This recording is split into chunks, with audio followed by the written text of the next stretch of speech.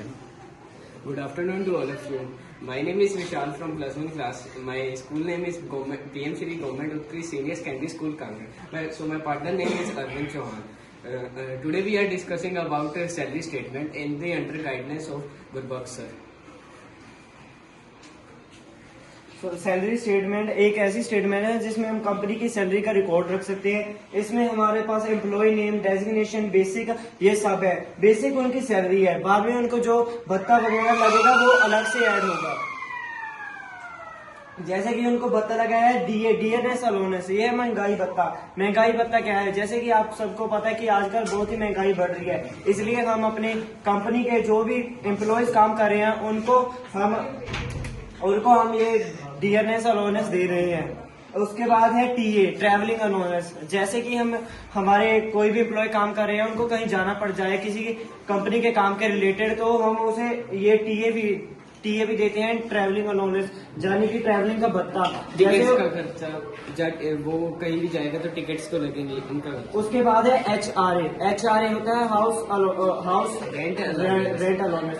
जैसा कि house rent अलोनेस में हमारे जैसे कोई घर बहुत दूर है, हम किसी दूर कंपनी में काम करते हैं, तो हम उसके पास में ही घर लेते हैं, जिससे हम वहां पर जल्दी पहुंच सकते हैं और जल्दी से घर आ सकते हैं। इससे हमें देरी भी नहीं होगी। इसका एचआरए हाउस रेंट अलोनेस ये हमें कंपनी देती है। उसके बाद है ग्रोस सैलरी है जो बेसिक से लेके एमए। मेडिसिन अलोनेस वो है जिसमें जैसे कि हमें कोई चोट लग जाए, चोट लगने के बाद जैसे हम हॉस्पिटल वगैरह में जाए, उसका खर्चे के बाद अगर जो भी हमें खर्चा देखा होगा वो सब कंपनी देगी। कंपनी ये बेसिक से लेके मेडिकल अलोनेस तक जो सब है, इसका टोटल है gross salary is the addition of basic to MA.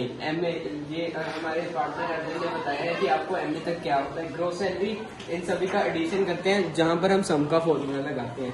और पीएफ, प्रोविडेंट फंड इज कर्मचारी अपने मासिक वेतन का एक छोटा हिस्सा भविष्य निधि के रूप में बचाता है, जो उसे रिटायरमेंट के बाद में दिया जाता है। नेट सैलरी को हम gross salary minus provident fund के सब्ट्रैक्शन का फॉर्मूला लगा के नेट सैलरी लगाते हैं। सो अब हम आपको फॉर्मूलेस बता देंगे।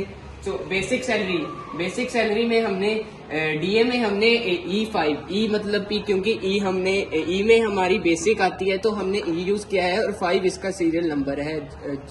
और 22% हमने इसमें 22% लिया है। और आगे वाले में हमने टीए में हमने 19% लिया है, और एचए में हमने 16%, और एमए में हमने 14%। और बेसिक टू डीए में हमने सम का फॉर्मूला लगा के ग्रोस सैलरी निकाली है।